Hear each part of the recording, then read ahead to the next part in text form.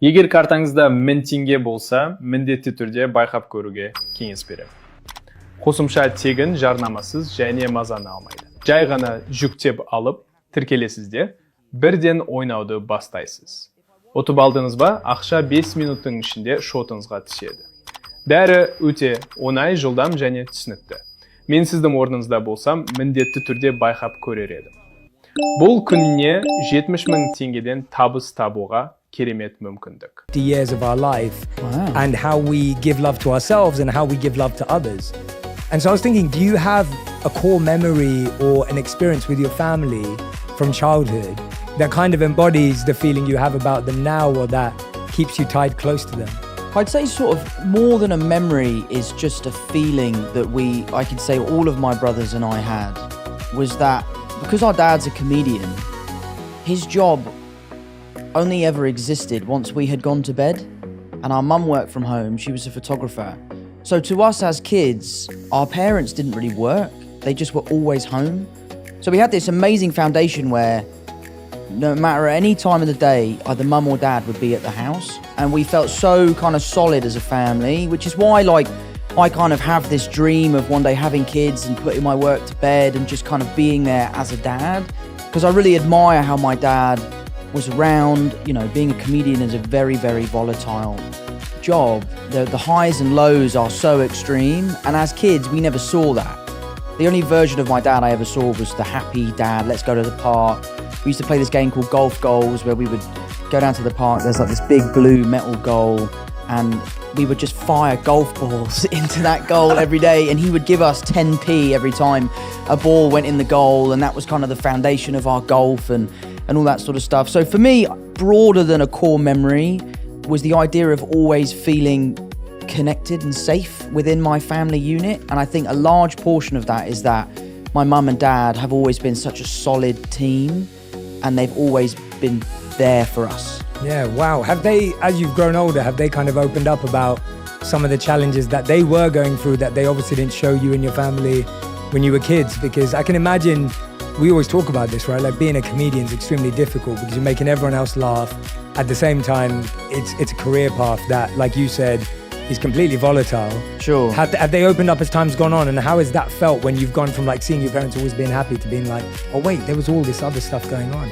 Absolutely they have. And it's not even sometimes things that they've told us, it's just things that we've grown up to recognise. As a young kid, you know, you're not looking to how's my mum feeling, how's my dad feeling. And now as an older person, you know, those are things I care about. I want to call my mum because I know it will brighten her day. So that's all part of growing up, I guess. So seeing the way in which my dad's job affects him or my dad's job affects my mum is something we've all sort of come to terms with, and he's amazing at it. I mean, to be honest, I say affect, it doesn't really affect anyone. He's so good at handling it, which is a lot of why I feel like I am the way I am.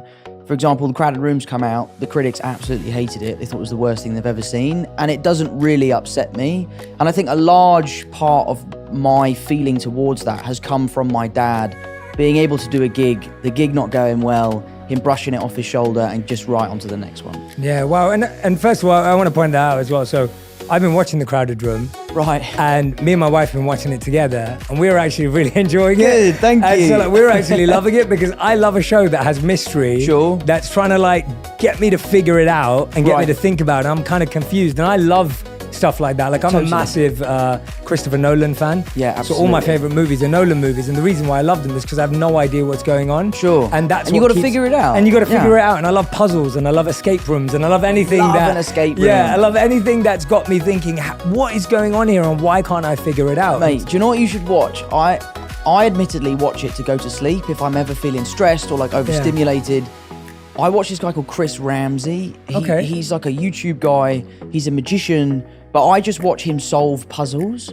He like buys these Japanese like handcrafted puzzle boxes, and he just solves them. And I've started buying them, and they come to the house, and you sit down for 4 hours, put it down, pick it up, and try and solve this puzzle, and it's amazing. Are you any good at them? No, I'm terrible at them, mate. I'm absolutely terrible. I've had an unsolved Rubik's Cube since I was like 11.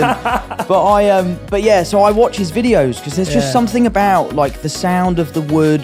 I'm a carpenter, so I love like craftsmanship and that sort of stuff. So I love the way that these pieces are put together. So watching him solve the puzzles, I find so relaxing. Yeah, I think for so many of us, you know, getting bad reviews, perceptions, people talking about us, whatever that may be, whatever scale we live at, can actually affect us. Sure. And you saying that actually seeing your dad, seeing him shrug it off and seeing him move on actually really helped him. Do you think that you've been able to create a bit more of a skill around that now, or is it something that happens naturally for you? Because I'm guessing that there's a lot of people who are listening and watching going, Tom, that's pretty amazing that you can do that at your scale and your level, but you know, I'm still affected by that, or I really struggle when my mate says something. Like, I know the number one thing I hear is like, most people don't chase their dreams because they're scared of what their mates will say, let alone what the world will say. Yeah, like I had this I was flying back last night, as I was telling you. So I was on a plane from DC to London last night, and the air hostess, she was wonderful, her name was Jeanette. She said to me, she was like, Jay, I really want to start a YouTube channel, but you know, you just got to block out what your friends are going to say, right? And she was just worried about it. So that it's a very real thing. So I guess, have you kind of figured out a little formula for it, or is it just natural because you saw your dad and it's become easier that way? I think it's a little bit of both, really. You know, I think it's something you definitely get better at. I'm really lucky that I have an incredibly strong group of friends. Like, one of my best mates just called me up earlier to say he'd seen the 5th episode, and he's like, I know what happens in the show and I'm still loving it. The people I'm watching it with have no idea what's going on, but they can't wait for the next one. Yeah. So, you know, I really, really hold high the opinions of people that I really care about. I'm also really lucky to have an amazing group of fans who are so supportive. They are diehard, they are there day one, and that makes me feel really good. But I do think a lot of my lessons in life have come from my dad, and the ways that he can deal with things that he hasn't done very well in the past, that he's passed on to me.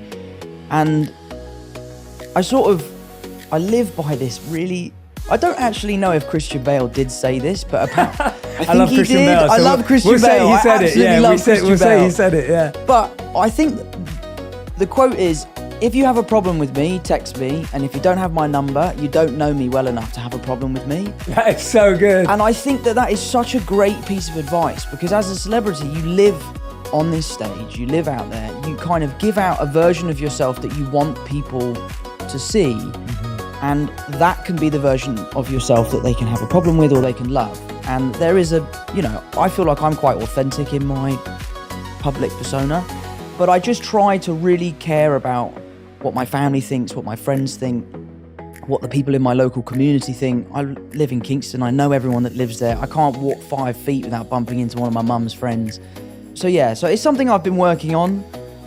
I try my best to not let that stuff affect me. It does. Yeah, of course. I'm not cold-hearted or anything like that. It does affect me, but I just try to move on and focus on the positives. Yeah, absolutely, absolutely. What was did you ever see your dad deal with everything and you thought, wow, that was incredible? Like, was there anything specific that you remember that, like, seeing him like tackle something and you thought, wow, that really impressed me, even if it was something really small in hindsight? I think the thing I admire most about my dad is his resilience. You know, he's someone who has had an incredibly successful career in his earlier life, and then later in life his career sort of plateaued and he struggled, and he's never stopped. He's never given up. He's still gigging to this day. He's still writing books. He has a Patreon. He has a podcast. He's constantly grafting to get to where he wants to be. And I think being a young kid and seeing your dad continually working as hard as he can to kind of put his best foot forward, for me, has been a huge drive for my work ethic. I'll give it 100% or I'll give it nothing. And I think a lot of that has come from my dad and seeing him deal with that. The funny thing about my dad is, you talk about doing a bad gig. I must have seen him 20 times. I've never seen him do a bad gig. He always seems to absolutely rip it. But maybe that's just because we're in the audience. But no, I owe a lot to my dad, and a lot of the teachings are things he's told me and things I've just witnessed him do. Yeah.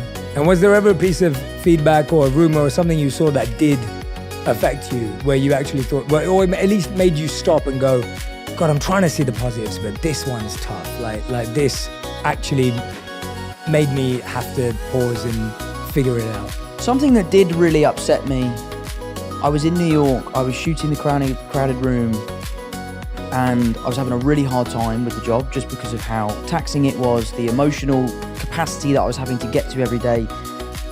And I decided to delete my Instagram because I just felt like I was so addicted to